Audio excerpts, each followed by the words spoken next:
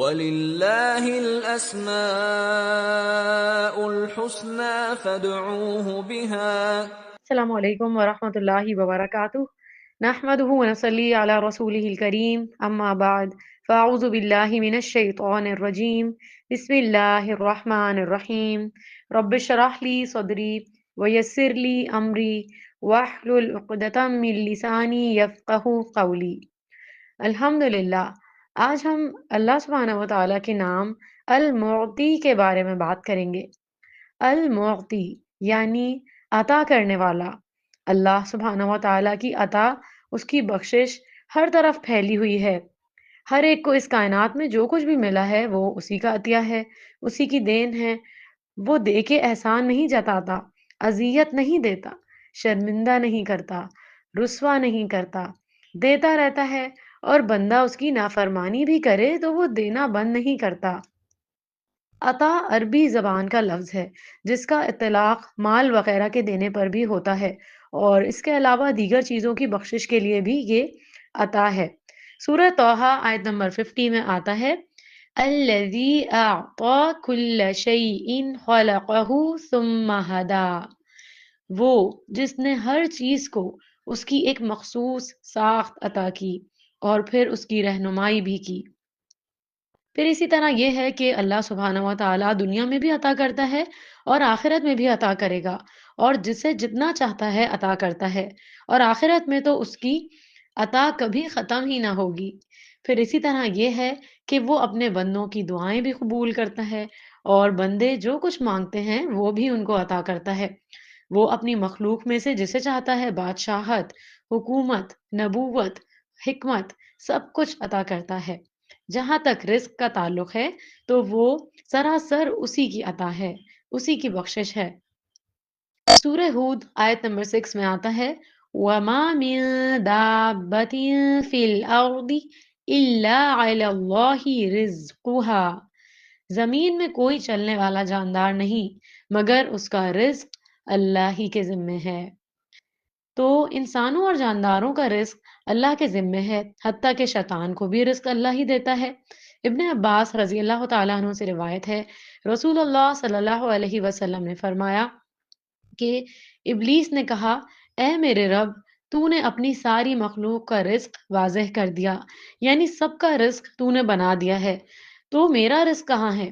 فرمایا، ہر وہ چیز جس پر میرا نام نہ لیا جائے وہ تیرا رزق ہوگی۔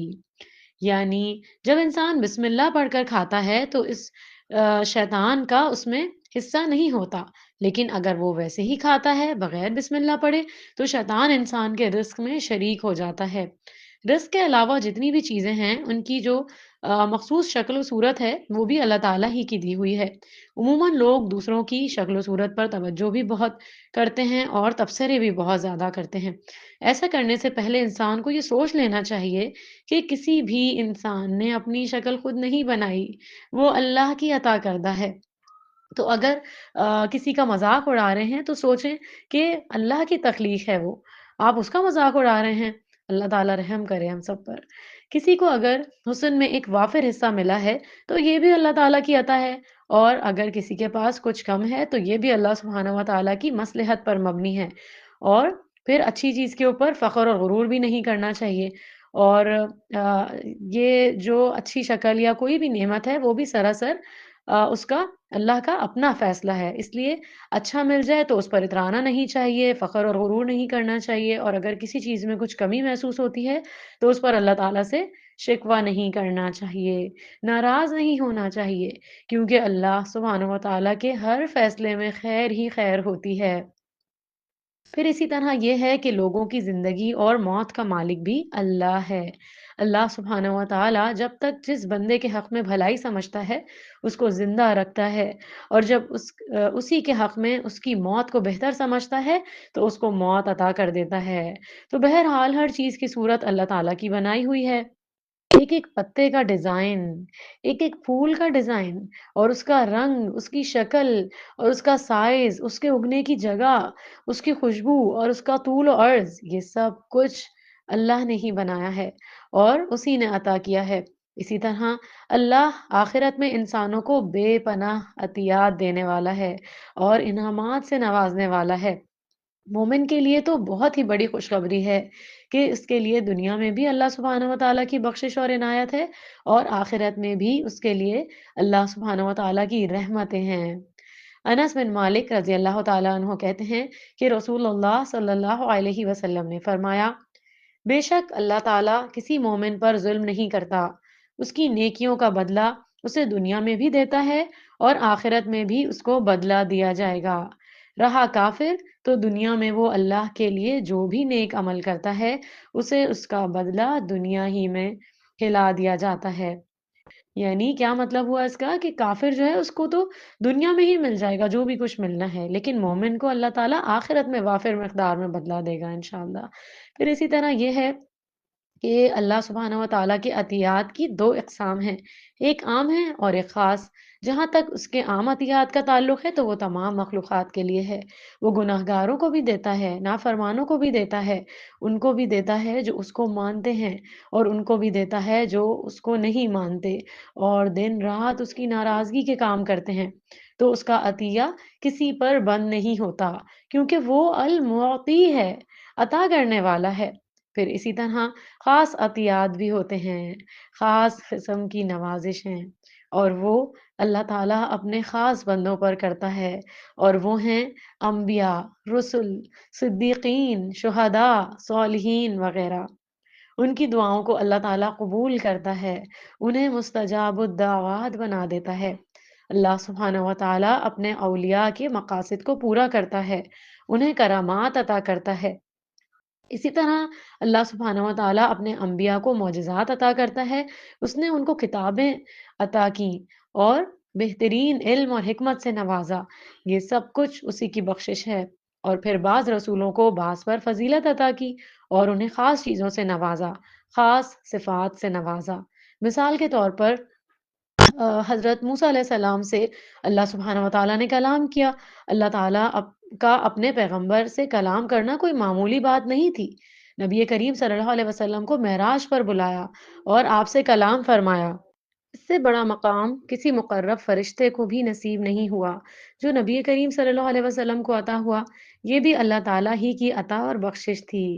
پھر اسی طرح سلیمان علیہ السلام کو اللہ تعالیٰ نے ایسی حکومت عطا کی کہ جو اس سے پہلے کسی کو عطا نہیں کی گئی تھی۔ پھر اسی طرح یہ ہے کہ اللہ سبحانہ و تعالیٰ بندوں کی محنت کا اور بندوں کی کوشش کا بھی بہت قدردان ہے۔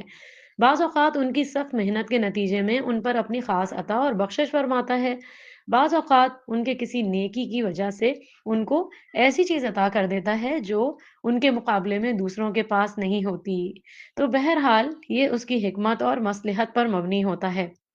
پھر اسی طرح یہ ہے کہ اللہ سبحانہ و تعالیٰ کا دعائیں قبول کرنا، ہمارے اعمال ایسے نہیں، بعض اوقات کوششیں ایسی نہیں ہوتی، لیکن جب ہم اللہ تعالیٰ سے مانگتے ہیں تو اللہ تعالیٰ اپنی رحمت خاص سے عطا بھی کر دیتا ہے۔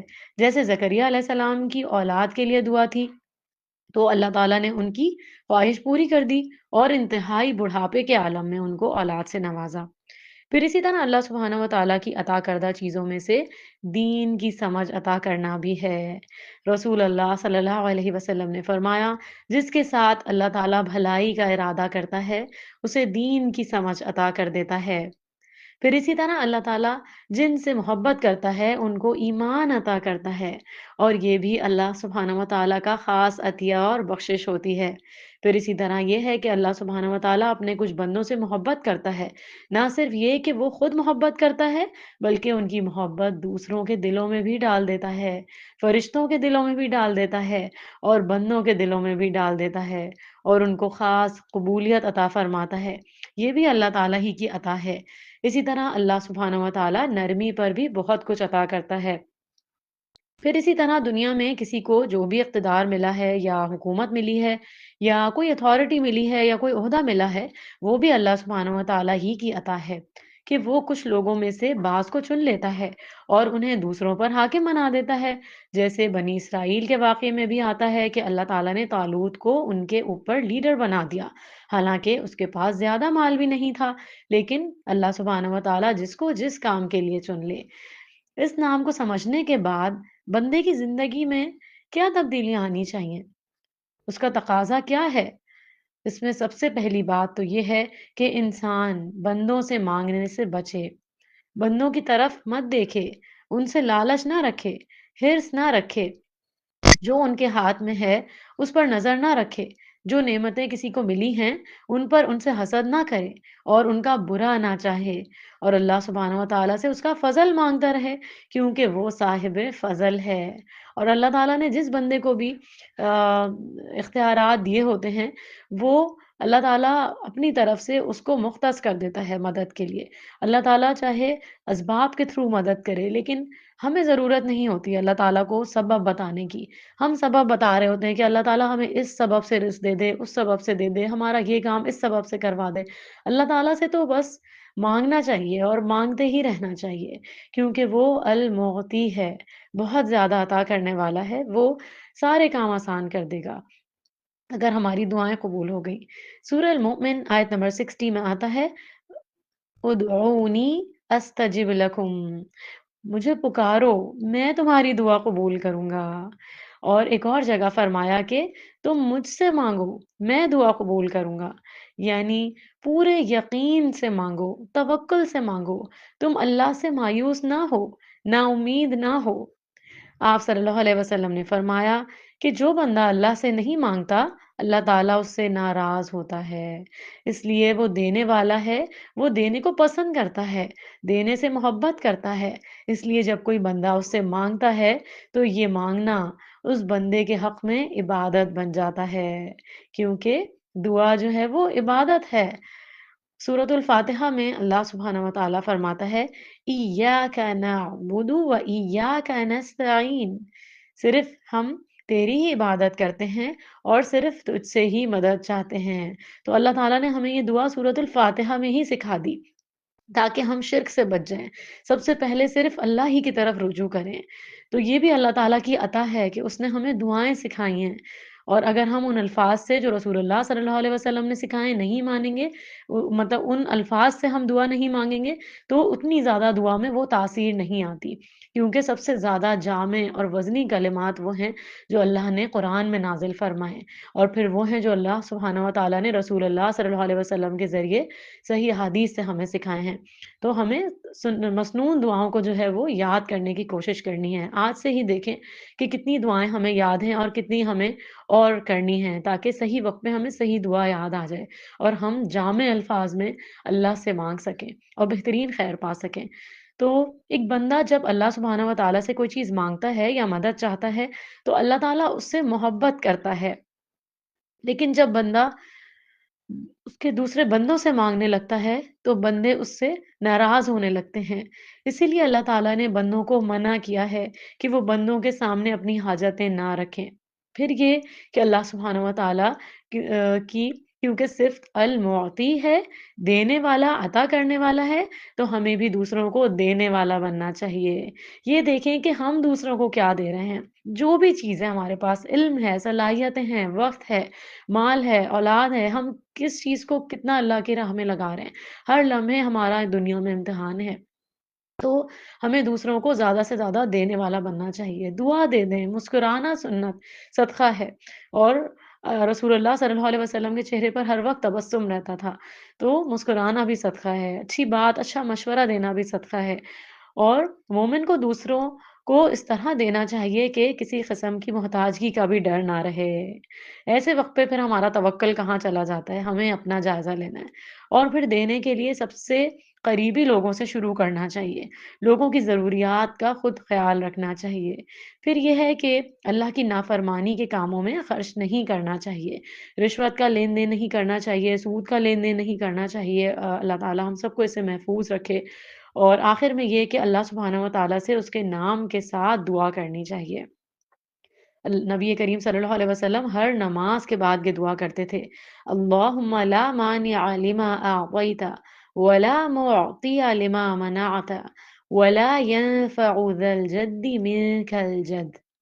اے اللہ، جو تو دے اس کا کوئی روکنے والا نہیں، اور جو تو روکے اس کا کوئی دینے والا نہیں، اور کسی مالدار کو تیرے عذاب سے اس کی مالداری نہیں بچا سکتی، اور پھر اسی طرح یہ ہے کہ جو نعمتیں انسان کو ملی ہیں ان میں برکت کی دعا کرتا رہے، اور پھر انسان دوسروں کو بھی برکت کی دعا دیتا رہے۔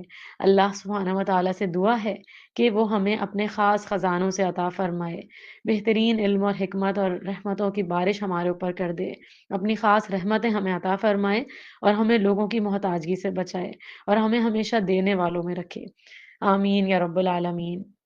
وآخر دعوانا عن الحمد لله رب العالمين سبحانك اللهم وبحمدك أشهد أن لا إله إلا أنت أستغفرك وأتوب إليك۔ السلام علیکم ورحمۃ اللہ وبرکاتہ۔